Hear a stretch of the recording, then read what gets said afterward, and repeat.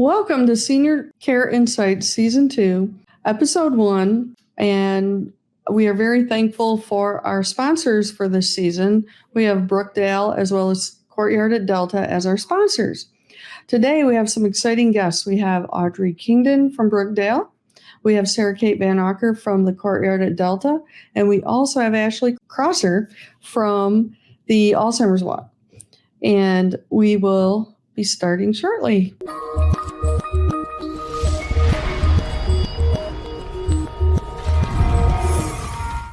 Hi, Audrey. How are you doing today? Hi, Deb. I'm doing well. Thanks so much for having me. This is Audrey Kingdon from Brookdale, and you want to tell us a little bit about yourself and what you do at Brookdale? Sure. So again, my name is Audrey Kingdon, and I am part of the sales and marketing team for Brookdale Meridian Assisted Living and Memory Care. And I've been in the senior living industry for about 8 years. And I've been working with Brookdale most of that time.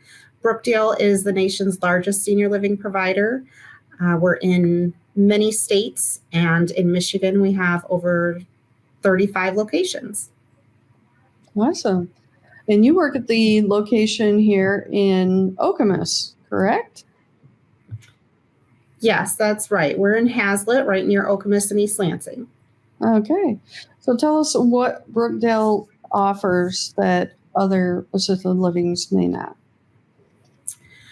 Well, all assisted livings are going to offer care around the clock with in-house caregivers. At Brookdale, the approach that we take in providing that care is to base that care based on acuity or the needs of the individuals that choose to live with us. So it allows us to provide more unique and specified care to the individual versus providing that care on a staffed ratio.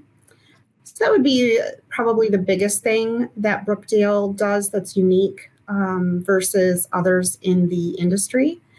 And that allows us to meet people's needs quicker and, allow them to have a quality of life that they probably aren't going to be able to get at other places.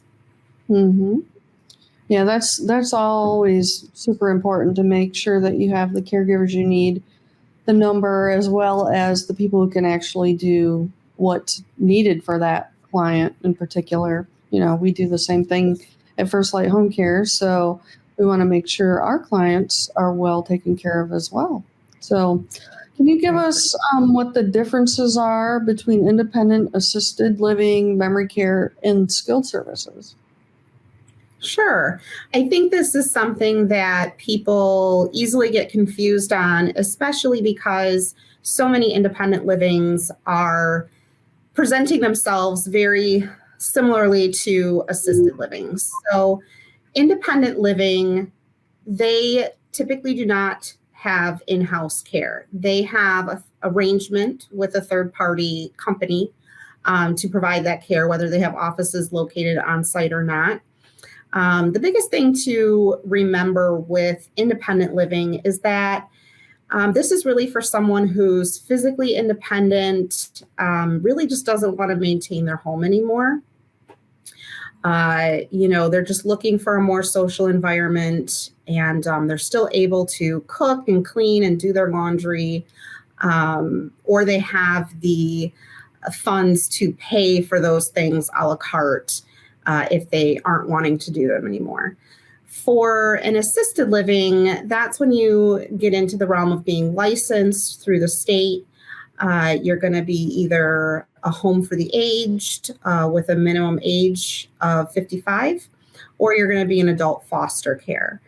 And those communities have an in-house staff that is provided by that community. So they truly are available around the clock to help with physical assistance, dressing, grooming, showers, all of those things whenever the person needs them and whenever it's convenient to them. So this is really for someone who needs a caregiver, who needs an environment where that care is easily accessible, They're open to a residential environment that is a little more social than maybe being at home. And they can use payment forms like a long-term care insurance policy, like Veterans Aid and attendance, and different things of that nature. In terms of memory care, I won't go into a whole lot of detail, but memory cares are assisted livings. They offer all of the same things that assisted livings offer. Their focus, however, is more on being supportive cognitively to the residents because they have that cognition impairment, dementia, Alzheimer's. So at Brookdale, that means our memory cares are staffed at an even higher staff ratio because that acuity is going to be higher. We want to give those residents more time to be independent, more time to communicate and do things on their own. And so we're going to staff more people so that can happen. So, in terms of the care piece, it's very similar. They're still able to provide the dressing and grooming assistance, showers, bathroom, all of that. But everything's geared more towards supporting them cognitively. And then when you get into skilled nursing, that's really an environment where you need a nurse or a doctor monitoring your care on a daily basis. Things like a trach or a vent, a constant feeding tube. Those are all good examples of conditions that would be best treated in a skilled nursing environment. Okay. So you mentioned that Brookdale has, bases their level of care based on the acuity of the client. So can you tell us anything else about what Brookdale offers in the community?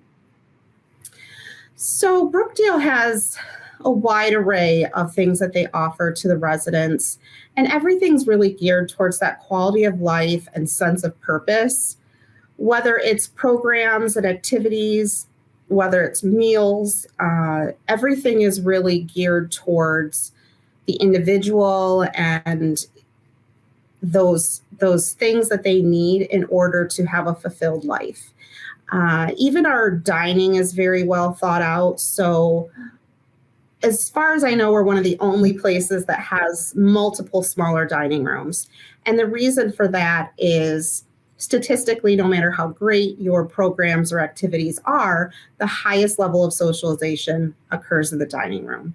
So why not make that experience more intimate, easier, by having less background noise, less interference, just less chaos, so that they can enjoy that social moment that much more.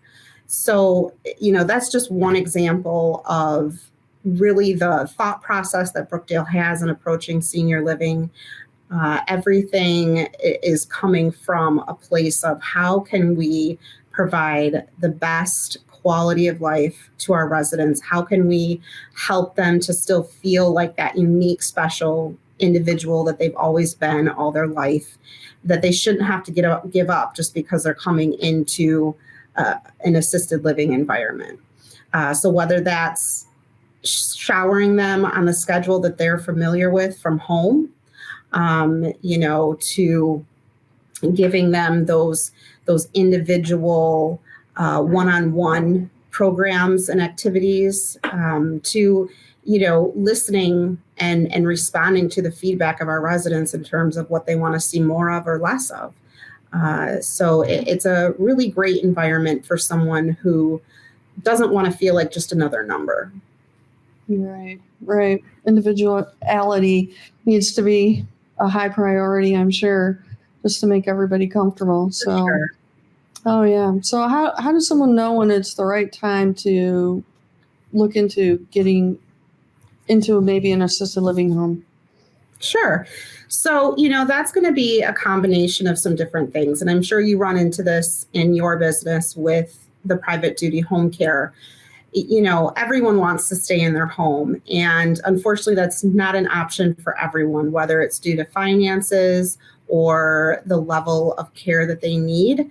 So it's an individual decision, and then it's also a family decision of, how can we best support our loved one? And for that individual, how can I get the care that I need while still meeting, my desires in terms of how I want to live?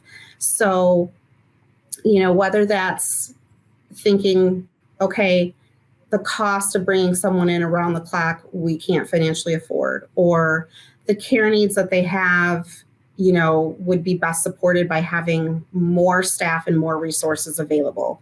Whatever that reason is, it's something that you start off in the exploratory mode, right?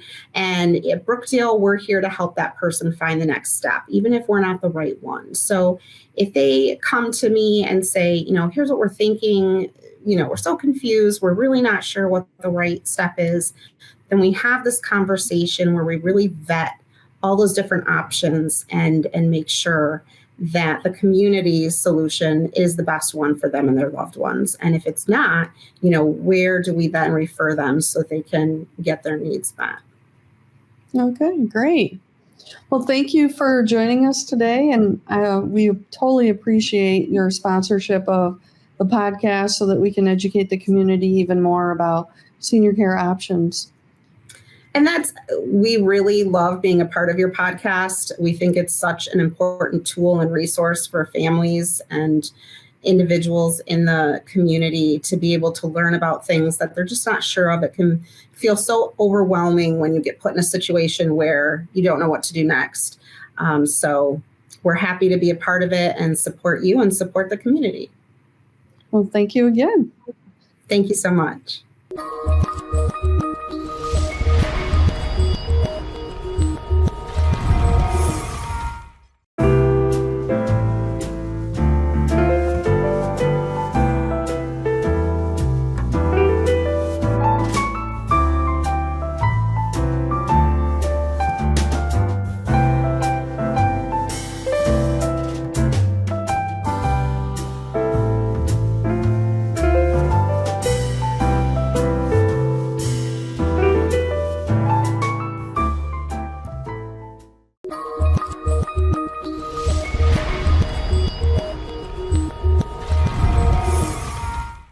Welcome back. Our next guest is SarahKate Van Auker, and she is from Courtyard at Delta. Thank you for joining us today, SarahKate. How are you doing? I'm doing great. Thank you so much for having me today, Deborah. Oh, you're welcome. You're welcome. And also, thanks so much for the sponsorship for this podcast so that we can educate the community. We really appreciate everything you do, and it is very important for everybody to have education. That's always the key piece that so many people are missing when they get to this stage. Oh, definitely. So tell us a little bit about Courtyard at Delta and what your role is there. So the Courtyard at Delta is a brand new community to the Lansing area. We are on the west side of Lansing. We are still under construction right now. However, we will be welcoming new residents in February. We will be providing assisted living and memory care. We have two sections of our building, both of which are arranged around large interior courtyards, thus the name. I know, super creative. Yeah, I love it.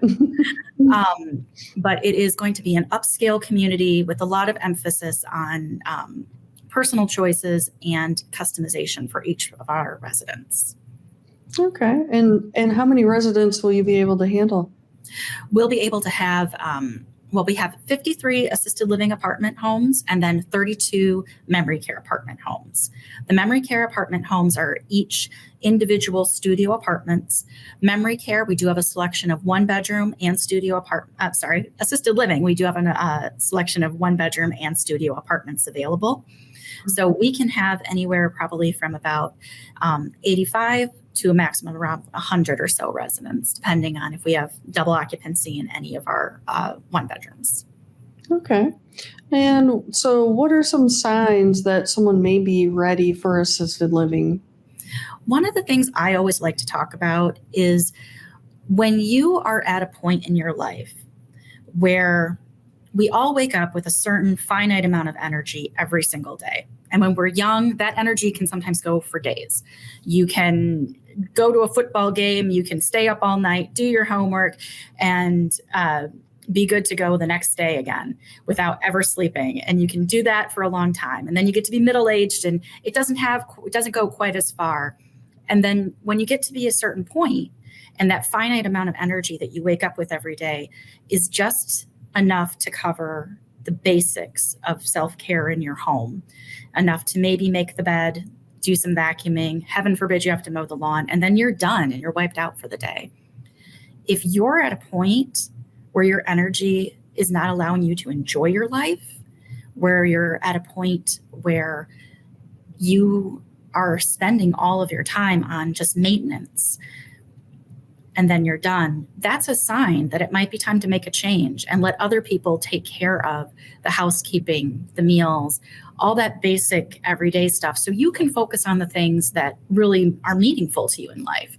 If that's engaging with your family, spending time with grandkids, if that's being a volunteer in the community, if that's being involved in your faith group, if that's doing art or teaching people how to build machines, whatever floats your boat, but the thing that you haven't done in a while that you miss, that you just don't have the energy for, we want to take all of those things off your plate so that you can live your best life in this era of your life. You shouldn't have to waste all of your valuable energy and heart and soul and passion on things that are just treading water for you. Right. I see that a lot of times too, and a lot of people don't like giving up their independence, but sometimes it actually gives them more independence if they look at it the right way, in terms of, oh, well, I've always done my laundry, I've always done my cleaning, but then you're too tired to go out and have any fun. So you might as well choose what you can still do and enjoy yourself. Exactly. You need to engage in things that are going to give your life meaning and make you happy, because what's the point? You get to retire from everything else. You're supposed to be able to retire from your job, but you can't retire from laundry, for goodness sakes. It doesn't make you helpless. It's not giving up independence. It's letting someone else take care of the little things because you've been taking care of them your entire life. Right. So spend some time taking care of your heart and your soul and liberate yourself from that so that you can do the things you're passionate about. Okay. So what are the different types of senior living options available? There's lots of different senior living options out there, and there's different fits for everybody. There is, of course, home care, like you provide at First Light. There's independent living, which are usually simplified apartment homes that might have some add-on services available, but are mostly designed for accessibility more so than anything else in a community. Assisted living provides support and can help you with all the things that family members could help you with. If it was back in the old days where you had 100 different family members living in the same town, we take care of things at assisted living, like everything from taking care of your meals and that laundry to helping dispense medications, making sure you get them on time, helping you keep track of doctor's appointments, transportation, getting dressed, getting undressed, helping when you shower if you need it. And then care, which of course is directed with specializations with folks who are having some of the dementias and need orientation in time and space, days of the week, and just need help functioning at their highest level possible for as long as possible. And then, of course, there's skilled nursing, which is going to help fill in those medical needs for people who need their daily needs overseen by medical professionals each day. So where you fit on the broad spectrum of options out there is really going to be individualized for the person. Mm-hmm. So what should people think about when they're shopping for senior living and a new home? Well, it's just like when you're shopping for a house. You want to walk in and you want to feel at home. You want to walk in and feel like this is a place I can spend some time. This is the stage on which I can live my life. When you walk in, look at the other residents. Are they happy? Are they saying positive things? Do they look like they are content and well cared for? Does the place smell good? Does the place meet your aesthetic? If you walk into a place that's very industrial looking and you are a country chic person, you're probably not going to feel at home there. So you want to find a place that resonates with you. Every senior community has its own character. and has its own unique set of people who are there to serve you and atmosphere. And when you walk in, you want to know that this is an atmosphere that you can feel at home in. And there's a broad range, and you just try them out and find the one that works for you. So is there anything special about the Courtyard at Delta that you want to talk about? Well, the Courtyard at Delta, of course, is going to be shiny and new. And we're going to have a chef and chef prepared meals. Everything that the Courtyard communities really focus on is everyone's individual experience. The activities team puts together programming based off of the interests of the people in the community. The chef can interact with the folks in the community, take requests, tweak the meals, listen to feedback, try new recipes. Everything is really catered to the taste of the people who are there, because everywhere is unique and every set of residents is unique and every person is unique. And our job is really to support you and give you wings. So you said it's opening in February. When will people be able to stop by and visit? Well, right now we have a sales office that's open. That's where I'm at right now temporarily until everybody who's wearing a hard hat gets out of my building so I can take people in. We should have construction done in October, and hopefully, fingers crossed, as long as nothing gets in our way, we can have people come view the building sometime in November. And by then we still have a little bit of time before our licensure is complete. And so move-ins will start in February, but we are taking reservations now. We got about 10% of the rooms reserved presently. So if people are interested, I've got videos, I've got photos, I've got a giant map on my wall with the entire layout of the community, and we can start talking here and now. Can you provide some things that are in the community besides just, rooms? Of course. Well, we do have the enclosed courtyard, so there's lots of outdoor space. We have a large style theater that we're going to be able to have movie showings, the game, Go State, and have performances in. We have a lovely dining room that's restaurant style for those chef prepared meals, a library, activities rooms. We have in the assisted living side, you have kind of residential hallways, and then you have the communal living areas in the middle.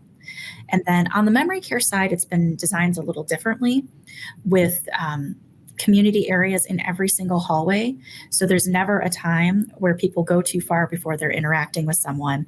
And it helps with orientation and for those who might have wandering to have those moments and places in every single hallway where they get to interact with people. So everything's going to be beautifully designed. Our designers have done a great job making it very natural and trying to bring the outdoors in with the color scheme and make everything feel very, very comfortable and very airy and bright. Nice. Yeah. Well, thank you so much for joining us today. And also thank you again for the sponsorship for the podcast this season.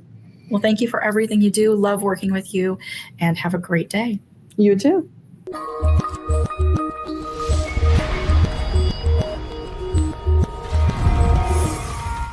Exciting things are happening here in Delta Township. The Courtyard at Delta is well underway, constructing your brand new home, bringing the finest in senior living and care to the West Side. We'd love to have you join us for an appointment here at our sales center in Grand Ledge, or see you at one of the many events that we host, where we can learn more about you, your needs, and how we can best serve you and your loved ones at our new community. Call us at 517-775-6217.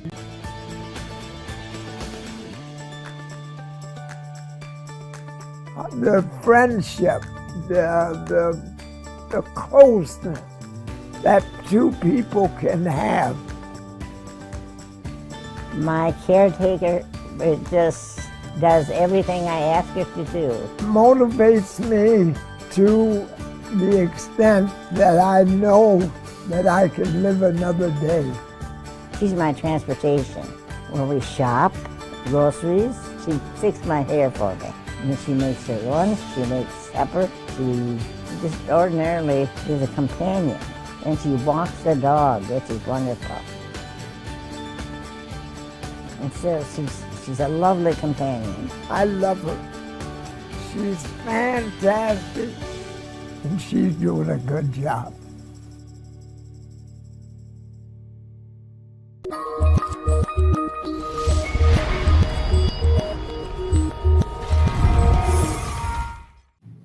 Hello.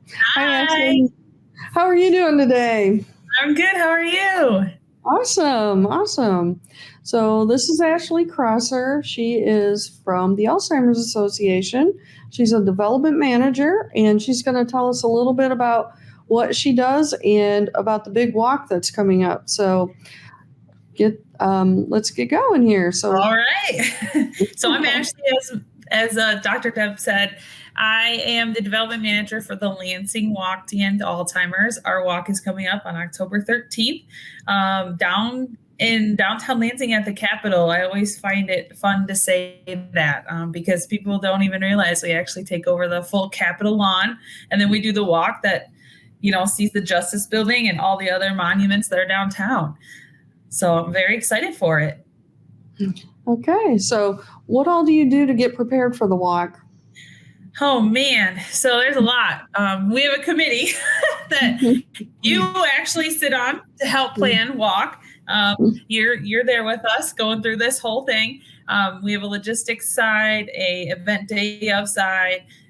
It may not seem like that, but there really are those people that are, behind the scenes picking at all the things that could happen. My job is just to make sure that it goes smoothly and that we do get our sponsors and the people who donate all the prizes, the gifts that they win, fundraising supplies that they might need throughout the year, and just kind of keep fostering those relationships as we move forward throughout the years with the Alzheimer's Association. Okay. So talk about the walk to end Alzheimer's. For example, how many people typically walk? How many teams are there? How many more do we need this year? And what the money goes for, so people realize it's such a great cause. So right now we're at 90 teams, and we need 30 more in order to hit our team goal for the year. We have raised almost $50,000 this year. I still have some money that needs to be counted into that. It's a sponsorship money as well. But our goal for the Lansing Walk this year is $145,000. We're a little over 37% of the way there. And we're hoping that walk can bring in some more fundraising dollars. So the money is used for research to help find a cure for Alzheimer's. Right now, there's not a cure. There are treatment options out there. The FDA actually just approved one, I want to say back in June. So it was a really big breakthrough. They have a drug now that can actually slow the progression of Alzheimer's disease. So you have to, the biggest thing on that is you have to get diagnosed early. As soon as you start seeing the signs of forgetfulness, agitation, etc., that's when you need to have those conversations with your provider. The walk is actually the world's largest fundraiser for the Alzheimer's Association. So the walk throughout the United States brings in more funds for research, support, and care than even sponsorships and stuff from the NIL and the NIH. So it's actually pretty exciting. Oh yeah, definitely. Okay, so the research is being done, and I noticed that you mentioned that people need to right away get that diagnosis, but a lot of people are also in denial. So how do you convince somebody that they better get checked so they can slow it down? I mean, I feel like a lot of people are going to miss the opportunity. So that's a really good question. Honestly, I don't handle that side of that stuff. That's more for our case managers. But I will tell you that the Alzheimer's Association does have a 24/7 phone number. That phone number can be called from anybody in the state of Michigan or really around the world because it all goes to certain people. The people that are on the other lines of this phone numbers are licensed caseworkers and social workers. And they make sure that they guide you through the steps of maybe having that conversation with your loved one or figuring out the best options to go about getting diagnoses, but they also just stay. They help make sure that you're there. You find the assisted living or memory care facility you may need, for home care that may, might need to come in. But there are different ways to have those conversations. Okay. So explain to the community what happens on walk day, what all is involved, and how long does it take, and how far do you have to walk, and all of that good stuff. So on October 13th down at the Capitol, registration will begin at 11:30. What this is, you walk in, you say, I'm here to walk. I know my name's already on that list, but let me get checked in. So you're going to get checked in at the registration tent, and then you have some time to kind of be free and move around. We have a bunch of different vendors coming. They're mostly senior living facilities or memory care facilities that, have sponsored Walk or are national partners with Walk. We have a few radio stations coming as they are our media sponsors. And then you have the Promise Garden, which is, we have the flowers of 4 different types of colors.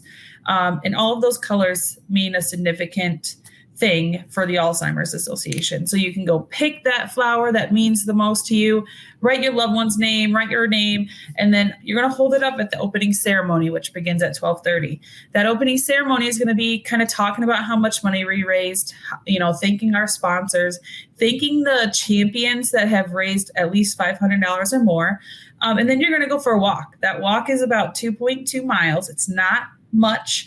There is a shortcut, I will tell you that. So you don't have to do the whole walk.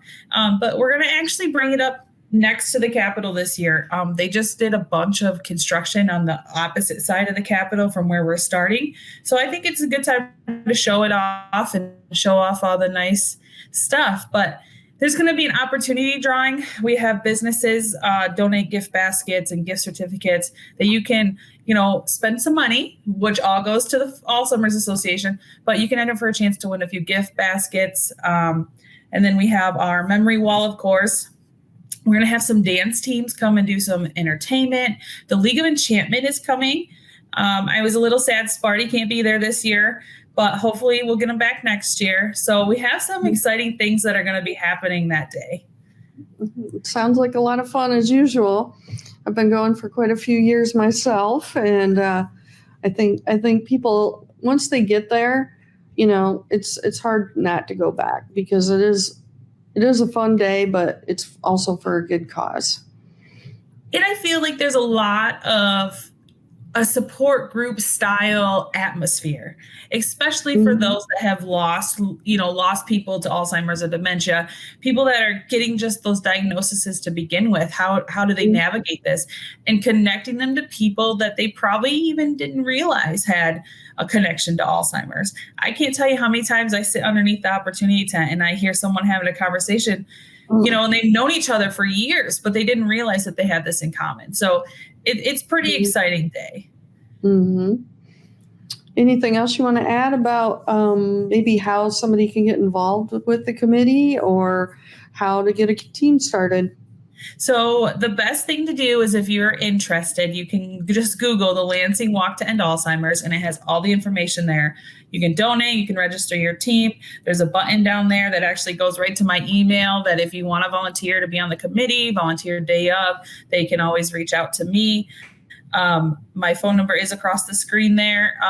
So they are more than welcome to reach out. Okay. All right. Well, thank you so much for joining us on our podcast today. And I look forward to seeing you real soon. Yes. Thank you so much for having me. You're welcome.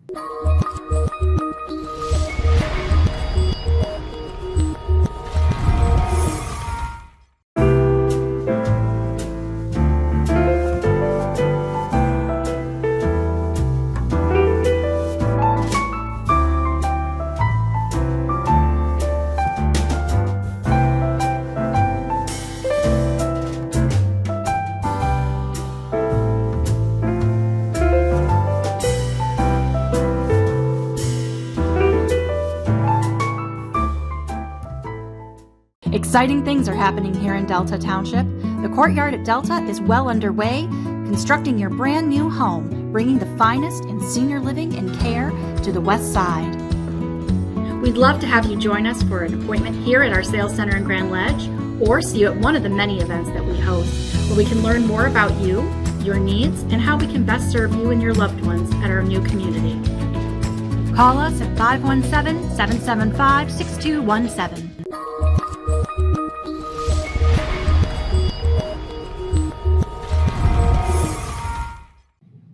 I'm Dr. Deborah Moerland, your host and owner of First Light Home Care of Greater Lansing and Brighton. I want to thank you again for joining us today on Senior Care Insights.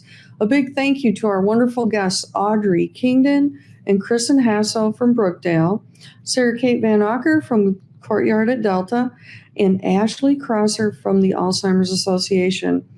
I also want to thank the Brookdale and Courtyard at Delta again for being our sponsors of the show. Until next time, have a great day.